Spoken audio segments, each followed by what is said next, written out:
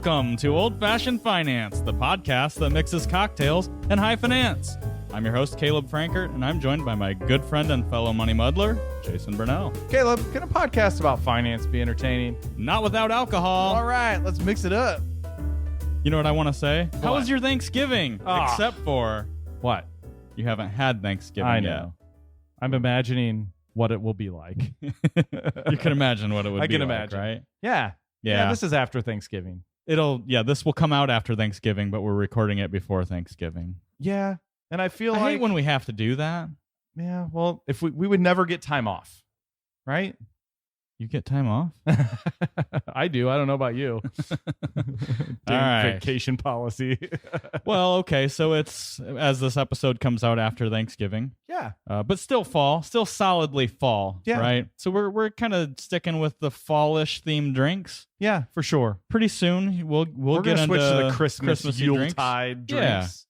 Yeah, whatever that is. But I think, folks have had a dose of family gatherings, right? Yeah, we are smack in the middle of holiday season, and whether you had Thanksgiving dinner this past Thursday, Yep. or whether you've got one coming up, or Correct. Or the- other Yuletide slam diggy dang This- parties.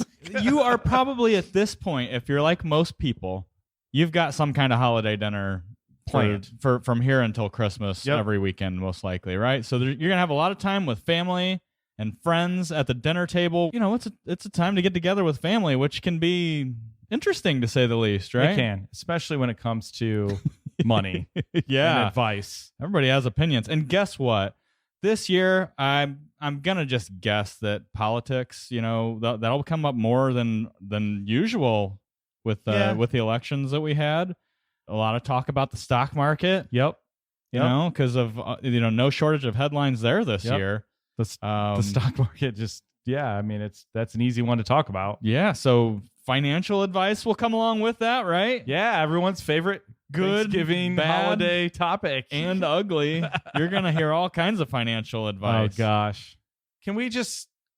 I think we should have a universal ceasefire on any cryptocurrency conversation. Oh my at gosh. Thanksgiving. Or holidays. I didn't think about it, Jason, but you're right. There's gonna be a lot of crypto talk. Yeah, but it should just be I think I've had enough. I've had enough. definitely have had enough. We need to just sign a treaty and say it's done. Well, look, regardless of whether you sign a treaty or not, there'll probably be time with family, imbibing with an alcoholic drink, possibly, right? Well, that's a good way to get some. Yeah, and then you get loose lips, and you get some drunk the uncle advice. Exactly.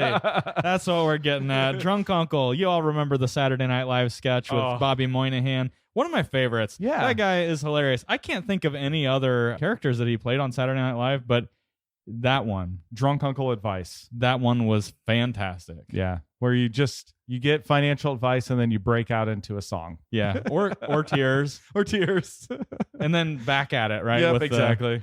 And probably a little some, nap. Yeah, probably some politically incorrect things. Yeah, off-color jokes. 'Tis the season for drunk uncle advice at the holiday dinner table. That's Jason. what we're getting to. We didn't really want to come right out and say it, but we didn't want to title the episode "Advice from Your Drunk Uncle" or "How to Avoid Your Drunk Uncle." I just realized something. We might be the drunk uncle. Oh shoot! Giving financial crap. We might be. Oh, We're gonna talk about our favorite topic. When you're like, hey, no, I don't have that person in my family. It's you. Oh crap! Or like, no, we don't have that in our group of friends. It's you. Oh man! Maybe we're. I literally just realized that's probably I'm an uncle and I am drink. Too. We have to get through. How do you get through the holidays? Man's got to do something to keep warm. I get through the holidays pretty well. Pretty fortunate. Yes. Yeah. I mean, we're not complaining about our families necessarily. No, not at all.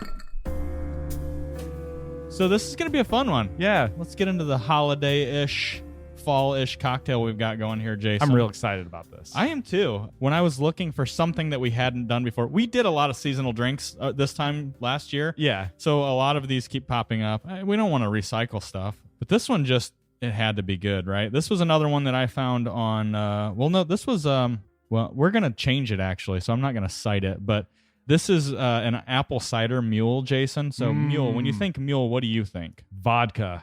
Yeah. Ginger Moscow beer. Mule. Mm-hmm.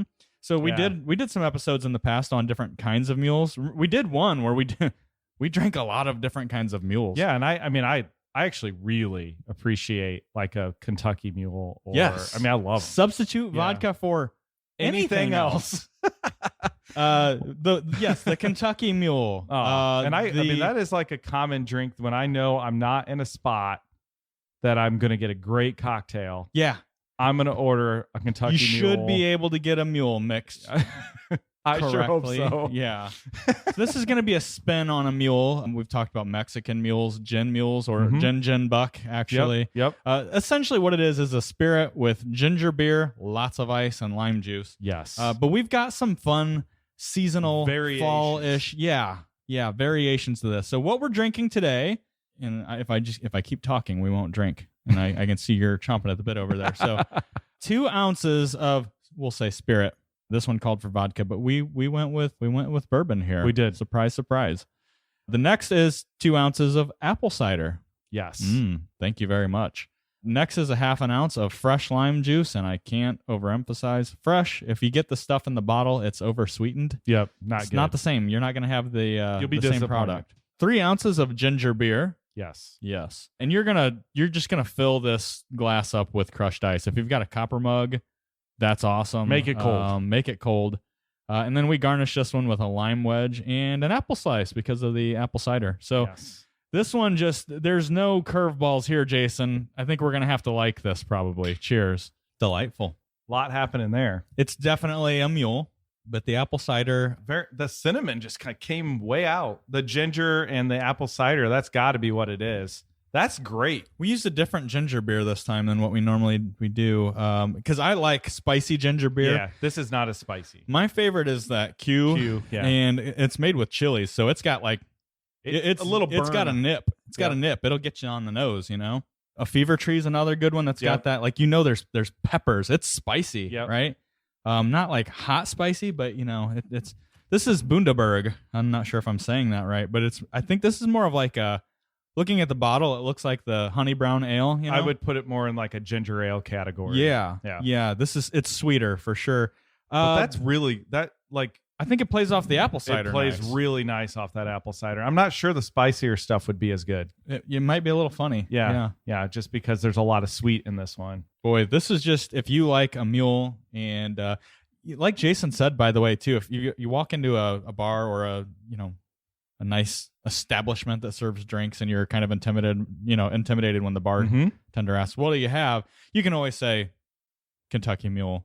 Easy. That's an easy one. It's, kind of like the old 7 and 7, right? Right. Ginger ale or ginger beer mixed with a spirit. It's a pretty safe one. Even ginger ale is fine. You know what? Ginger ale would probably be really good in this because a little extra sweetness rather than spiciness. No, this is delightful. It's very good. So no curveballs here. It's about what I thought it would taste like. It is for me too. And I always think of a Kentucky Mule as a summer drink. So if you're transitioning into it's just the fall, a cold drink. I mean, but no, this is. If you're transitioning into the fall, this is a great way to spice up the. I wonder the mule. This might actually be good warm. It might be. It's interesting. Yeah, we might have to try that later. Okay. Apple cider warm is delicious. Yeah, yes it is. So, ooh. I don't know if you ever did this. Apple cider warm, put some butter in it. Ooh. Yeah. Of course we like think butter. of that. Butter's 27% more than it was last year, Jason. That's right. Make sure you stock up on your butter supplies. If you listened to last week's episode. All right, cool. So, drunk uncle advice. Yeah, pretty good one. Let's get into the finance topic. Jason, take it away. We were trying to come up with, we realize, at the holiday times, people are getting advice from their friends and family. Whether you asked for it or not. Whether you asked for it or not. And, I think it's good to put some armor on, okay? Not that you need to defend yourself, but that you need to defend yourself from taking the advice. Yeah, it's terrible. And we're not saying here that you want to start an all-out fight over these with your drunk uncle at the dinner table. That never ends well. After you got done talking about politics, just dive into this and start contradicting what they have to say. It's a great way to have your Christmas celebration immediately. So it's funny, Jason, because you prepared these 10 points, and I wanted to be surprised by these. Mm-hmm. So let's go. But I'm glancing at the board here, and I'm laughing because you've heard these dead on. Yeah. All right. So ready? Yeah. Let's get started. What's the first one? All right. This one makes my head explode. You really should does. always keep your bank account separate from your spouse. You know, there is a time for it. I've talked to friends who have sworn by this, and guess what? Yep. They are no longer with that spouse. So it turns out in retrospect, might have been a good idea. However, I hate this. It's bad advice. It's bad advice. It's bad advice. Yeah. And rarely bad on the marriage. Rarely is there a time where not having your spouse know what you're doing with money is smart. Right. Okay? If you're actually... How can you be united, with your goals and your financial plan if you're doing your own thing? Yeah. So I call this financial infidelity. We did an episode on financial infidelity, and this was one of the big ones. Yep. Yeah. Exactly. You can go back and listen to that one because, boom, right there, right out of the gates, number one, keeping your account separate. Yep. You're right. We hear this all the time. Well, I don't want you my not husband to know how much I spend on coffee every day. You want to not fight about money? Just keep Don't your account talk about separate. That's like I don't know. That's a recipe for a volcano down the road. Yep. You're going to fight about money. All right. Second one. Number 2. I hate this. Gosh. YOLO. What does that mean? You are so I'm old. Just kidding. You only live once. This is true. Well, YOLO. So you get the credit card out and go to Cancun. You work only hard. live once. You work hard. You should enjoy your deserve money. it. Or the money that you're going to earn later. Yeah. Right? Yeah. No, Better this is yet, bad. you're going to tell your wife how you're going to spend your money? Hey, when you're keeping your separate bank accounts and you only live once. That's right. You can see how these compound. As we get down the list, the compounding effect of this. I'm getting lots of creeps going on here. You only live once. This is true. You do only live. Well, I don't even like saying that, but there are consequences to how you spend in your younger years. That will have an impact later, right? Yeah, definitely. Right? You didn't need that free T-shirt in college for that Capital One card you got. Yeah, no such thing as a free T-shirt at a ball game. No way. All right. I feel like I should be saying this in drunk uncle voice. I don't know. You know what, Seth? Let me tell you something. You married? You should keep a separate checking account. Number 3. Put your 401k in cash. Or gold. Or gold. Or anything that the drunk will say. You know what I did this year? You're gonna hear it. You're going to hear this at the Thanksgiving/Christmas table this year. Well, everybody, January the market's bad, but I'll tell you what I did in January. I moved mine to cash. I was to cash. Yeah, and I haven't looked back since. There is an episode, Jason, that we've done for all of these so far that we should have just gone in and said, go to this episode for the rebuttal. Go to this episode for the rebuttal. Yeah, we could. But yeah, gold, cash as long-term investments. Cash is historically the worst producing asset class there is, the worst returning asset class. This year, probably not the case, which should scare you, right? Because rarely does it repeat. Rarely does it repeat. So yeah, if you're in cash, boy, now is the time to get out of it. Yeah, what they didn't tell you is they've been in cash since 2008. Right. Yeah, the bottom, probably March of 2009 is when they went to cash. All right. Okay. Ooh. Man, this is heavy. It's making me feel because we know I'm gonna need another one of these when we're done. Well, good thing we have bourbon night tonight. Oh crap. We've pre-gamed. All ready. Right. Number 4. Buying is always better than renting. That's right. Oh, at least you're building cheaper. equity. Always cheaper. No. I can tell you personal experience. What's this year? This is 2022. We're going on year 17 in our 5-year house. The first house that we bought when we got married and we thought this is our starter home. Yeah. We won't be here more than 5 years. But I sure don't want to rent. Man, rent was a lot cheaper than whenever we bought our house. But I can tell you, Jason, that as a 20-year-old, newly married, with my $8 an hour job and my wife full-time in college, also working a full-time job. At Family Video. Probably paid $12. I don't know, something like that. We were both in school and working full-time. Right. and pretending to be grown up in our house. And there are a lot of times that I realized I should not be a homeowner. Yeah, it's like when that proverbial hot water heater starts leaking or the furnace dies or, your front door is broken and you just don't know what to do. Like when regular maintenance pops up and blows the budget. Right. And by the way, when you talk about budgeting, you remember you got married young too. I did, yeah. $20 would screw the budget entirely up, right? Man, I mean, you want to talk about being stressed about money. Exactly. I mean, I had to debate on whether I was going to buy a coffee from the gas station or not. Like that's, and then you have a major issue like a furnace or and something. then you wake like up that. to water in the basement. Yeah, exactly. And you don't, I mean, literally, I know there was a couple weeks time where I was like, I don't know where the money's coming from for a furnace. Yeah. And we're just going to be cold in here. Yeah. I mean, remember the time. It's crazy. So I grew up in the country, and I remember the Right. time that I guess this is not the same thing. That's all right. I grew up in the country where I didn't know that some cities had income taxes, and I was shocked whenever I found out that I hadn't paid 3 years of city income tax, and I had to come up with that money. And I'm going, this is it. This is what wrecks us.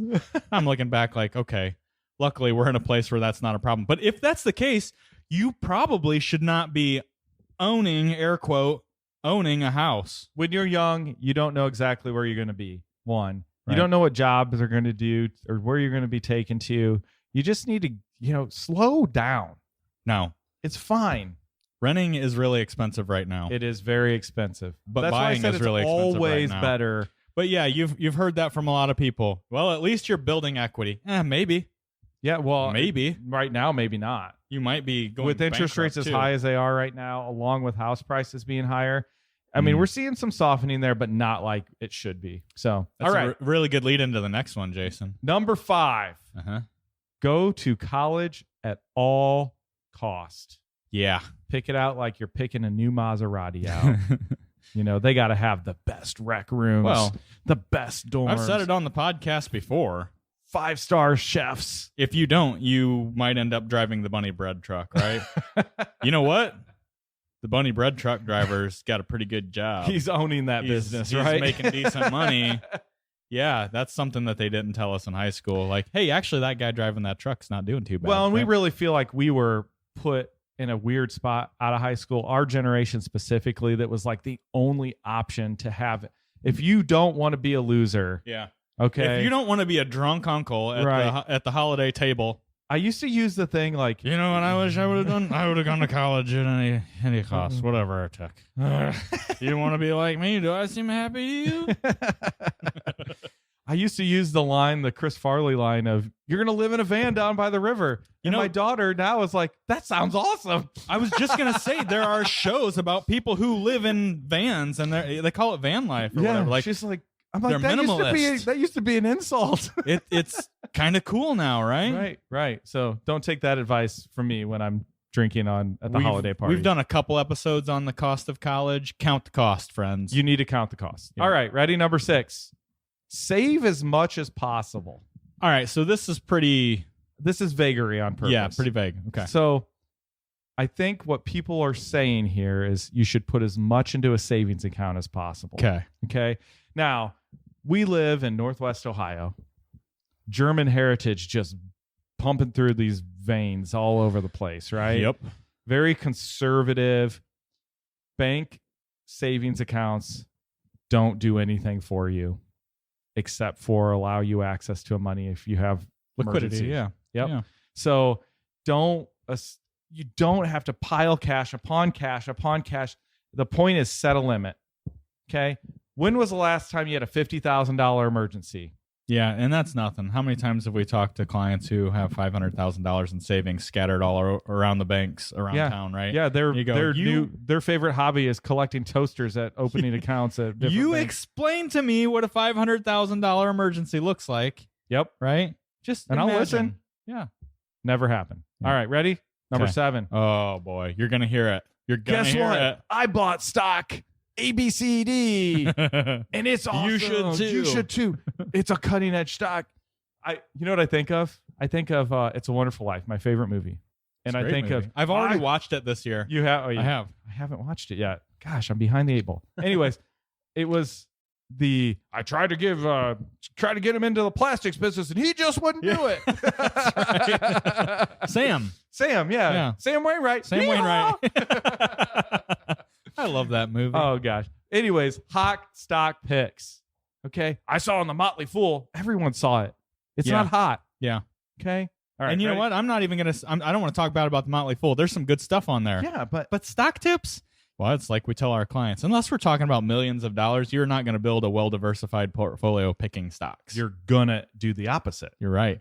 And I have clients who have, we call them mad money accounts. You know, they have that itch to do it. And I'll say, you know what? That's fine. Set some aside and go scratch the itch. Buy stocks. Right. But here's the deal. You're going to win big on half of them. You're going to lose big on half of them. And you're going to be about where you're starting. Right? Yeah. So I put this in a bit of a category of like gambling. Yeah. Okay. Yeah. So a lot of times I do like this better than gambling, Jason. I know. But I mean, it's better than betting on the ponies. I suppose. But your drunk uncle's probably doing both. He's probably you're right. Because he's made the best decisions. Well, all right. Betting on the ponies. Ready? Number 8. Yeah. Bankruptcy is best. Oh, I know how hard it's been. You got so many credit cards. Oh, you had to buy all those things on Amazon. I think you should just stick it to the credit card companies. Just start over with a clean slate. They make millions of dollars every year. It's easy to file for bankruptcy. It's a lot easier. Just in 4 or 5 years, maybe a decade, you'll be back on your feet. So you can do it again. You can. All right. Rarely are folks actually bankrupt. Yeah. Okay. Exhausted. Okay. But rarely bankrupt. If you have $20,000 in credit card debt, you're not bankrupt. You're just not. Yeah. Okay. You need advice. You know, if you want and a little bit of discipline. You lack discipline. Yeah. That's Kindergarten Cop. It is Kindergarten Cop. So anyway. Is that a holiday movie? Not really. All right. I mean, it's what's the one Rocket guy? Jingle All the Way. Jingle All the Way. Jamie. Jingle all the way. That's a good one. What's the Turbo Man? Turbo Man. I kept wanting to say Rocket Man. Man, if you're still listening, God bless you. Yeah, I know. Well, God bless you, everyone. Can't stop. The same thing. All right. Yeah. So far, really bad advice here, Jason. I know. Ready, number 9. And there's more. I'll be on 10. Trust me. Number 9. Everyone needs life insurance when they die. Yeah. No. You know you're going to hear something like this. Yeah. You know it. And it is at least need a policy to bury you, right? You hear that all the time. You don't. But no, what if you don't? Alex Trebek did not convince me to buy that Penn policy. Life? Was it Penn Life? Penn Life. Yep. Yeah. Or Colonial Life. Colonial Penn. We almost got it. Jeez. Between the two of us, yes. We have one Colonial fully Penn. functional brain. Okay, so we have a very fundamental view of life insurance. It's income replacement. Yeah, it's a necessary evil until you don't need it anymore. That's right. So if you're 70 years old and been retired for 10 years with $4 million, what are you screwing around with life insurance? I'm pretty sure you can put yourself in the ground and build an obelisk on top of there. Ooh, obelisk. Yeah. Isn't that a weird phenomena? I like the word obelisk. It makes me think of Space Odyssey 2001. Yeah, Great movie. Yeah, Love that movie. Exactly. We're talking about movies we like a lot today. I'm a Catholic guy. I went to the cemetery around All Saints Day, November 1st. That's our kind of our thing.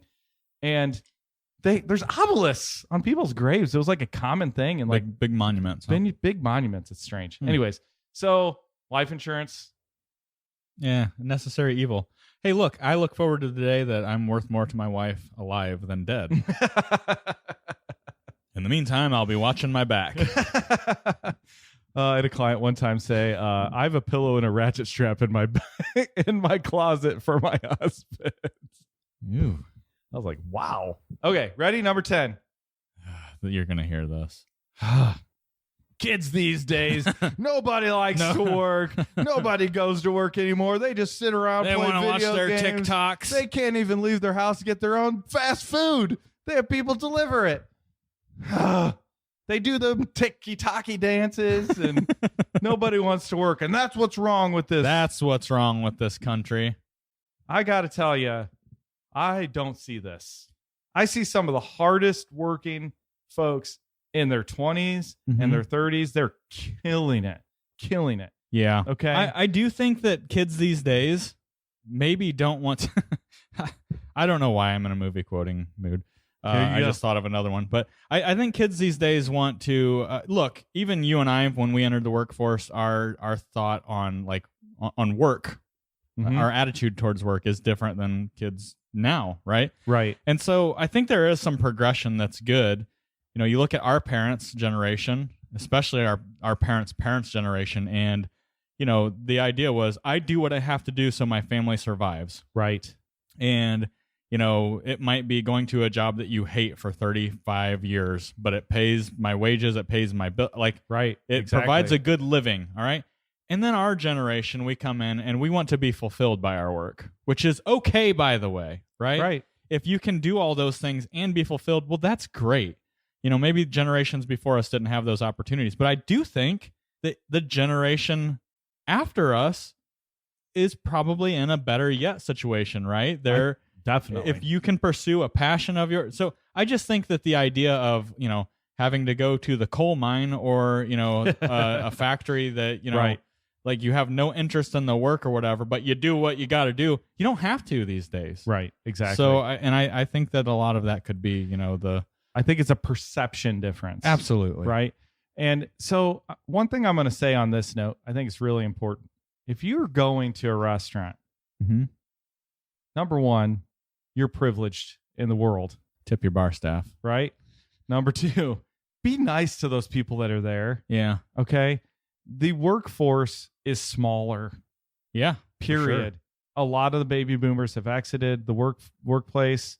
There's just less folks in the workforce compared to what it used to be. Yep. And there's no less service jobs, right?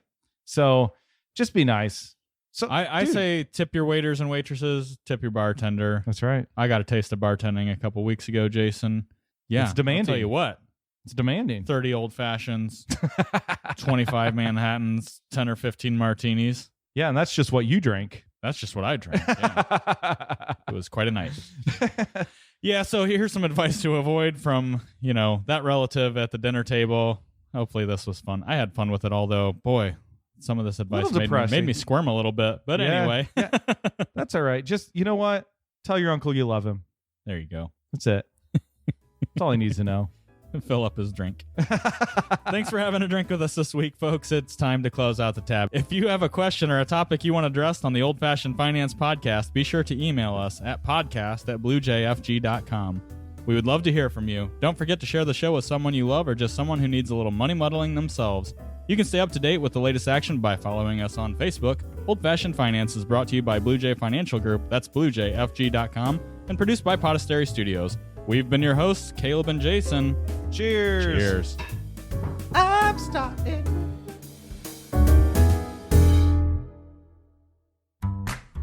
Blue Jay Financial Group, LLC. Blue Jay is a registered investment advisor registered with the state of Ohio. Registration does not imply a certain level of skill or training. The presence of this advertisement on this podcast shall not be directly or indirectly interpreted as a solicitation of investment advisory services to persons of another jurisdiction unless otherwise permitted by statute. Follow-up or individualized responses to a consumer in a particular state by Blue Jay and the rendering of personalized investment advice for compensation shall not be made without first complying with jurisdiction requirements or pursuant an applicable state exemption. All verbal and written consent on this presentation is for information purposes only. Opinions expressed herein are solely those of Blue Jay unless otherwise specifically cited. Material presented is believed to be from reliable sources, and no representations are made by our firm as to other parties' informational accuracy or completeness. All information or ideas provided should be discussed in detail with an advisor, accountant, or legal counsel prior to implementation.